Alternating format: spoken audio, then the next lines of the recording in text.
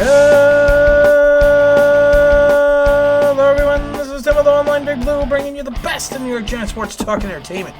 Oh, it's Monday. It is before the Giant game at 7:15 against the Pittsburgh Steelers.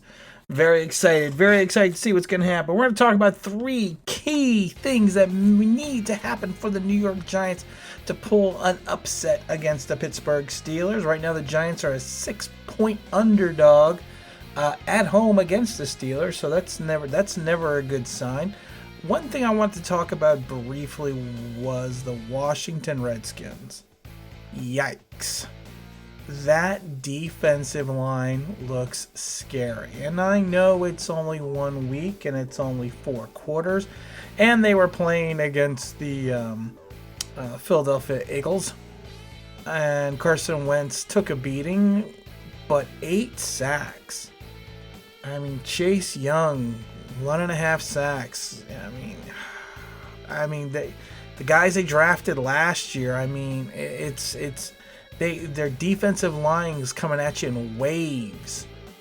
I mean, Philadelphia's no pushover. They're no slouches. I mean, their offense is pretty potent. And yeah, they got some problems with the wide receiver. They got problems with the running back. They got some issues at the line. But no way in hell did I think that they would lose to the Washington Redskins, and that the Washington Redskins defense would dominate like they did in the second half of that football game.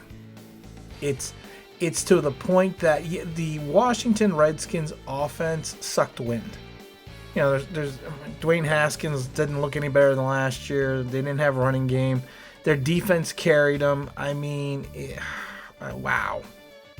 You know, and like I said, all I can hope is that the line we have drafted and the guys we put in place can hold up against the onslaught of these guys in Washington. Now, I'm not saying Washington's going to win more games than the Giants. I'm not saying they're going to lose more games than the Giants. I'm not saying the Giants are going to go 0-2 or 2-0 against again, it's not the Redskins. I keep forgetting against the Washington team. I keep forgetting that. But wow. I mean, that Washington unit, I mean, just for one game, not even 4 quarters, but just for one game, looked dominating. Looked like the Purple People Eaters. I mean, wow. So, you know, that's something we need to watch. But let's get into the New York Football Giants and the 3 keys to winning against the Pittsburgh Steelers tonight. Key number 1, and I'm going to make this a key that we've said before. Daniel Jones needs to throw the ball 20 times or less for the New York Giants to win. If he's throwing the ball over 20 times, that means we're playing from behind. That means we're trying to score some points, and I'm not sure good things are going to happen. And I'm not saying that Daniel Jones is a bum, and I'm not saying that he was a draft mistake.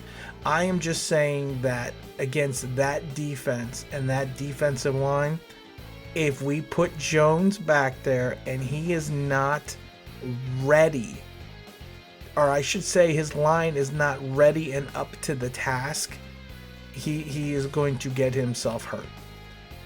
Again, the Steelers have too many good guys on that line that can come and get the quarterback.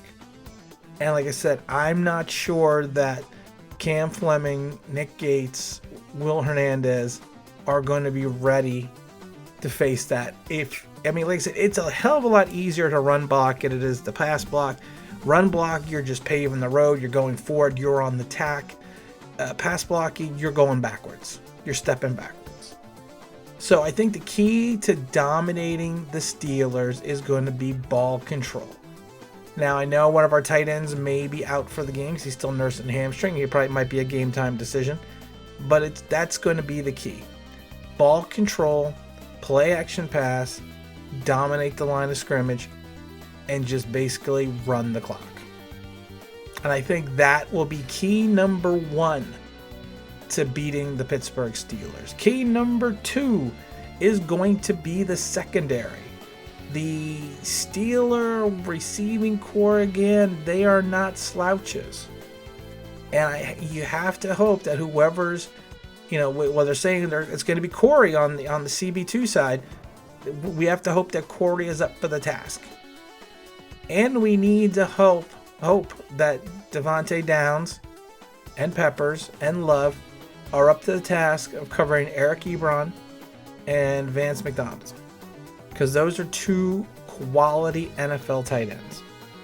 And the key to this is going to be our secondary.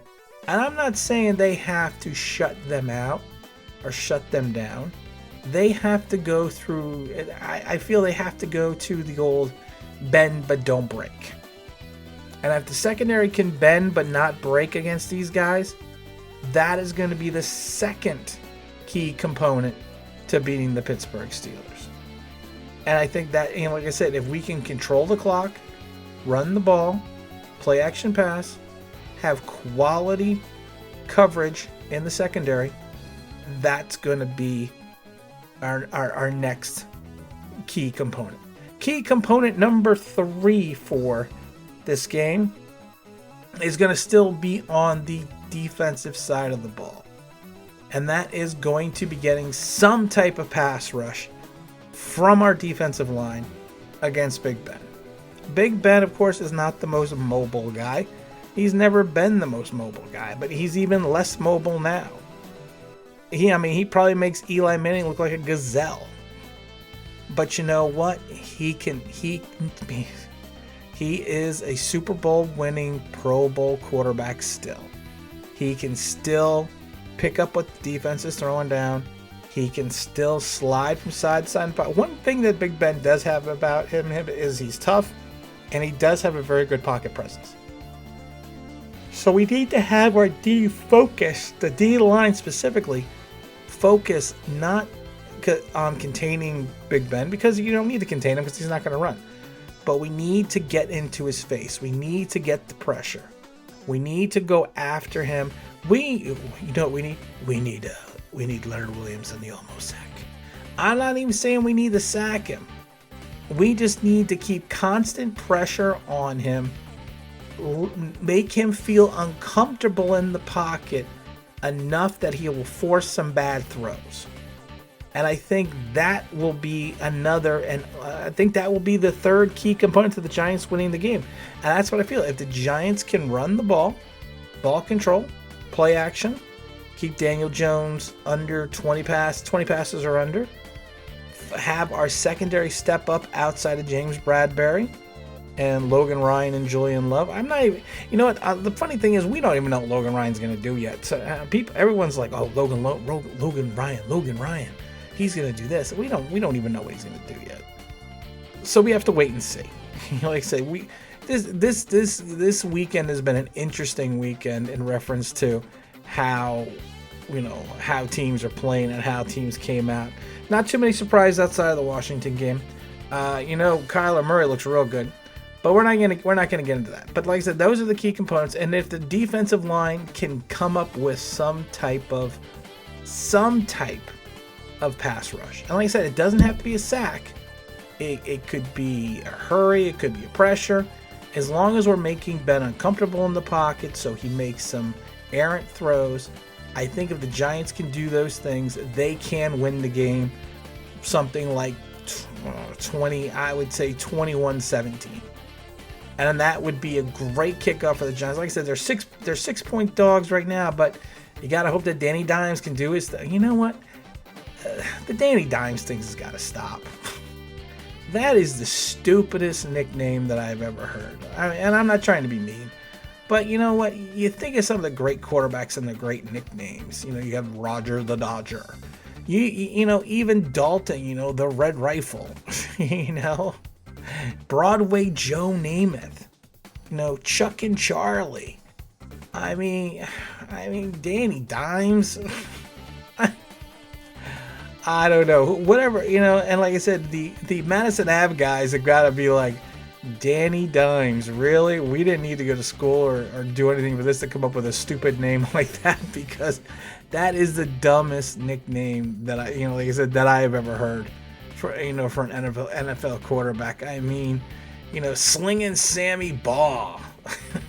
But You know what? But that's neither here nor there. That's just me. That's just me pontificating. But like I said, those are the three components for the Giants winning, and I really do think they have a good chance and a good opportunity. And we have to see what happens at 7:15, and we will do a show on Tuesday morning. Again, this is Tim with Online Big Blue, bringing you the best of New York Giants sports talk entertainment. And as always, if you could like, if you could subscribe, if you could ring that bell, you know what that means. That'd be awesome.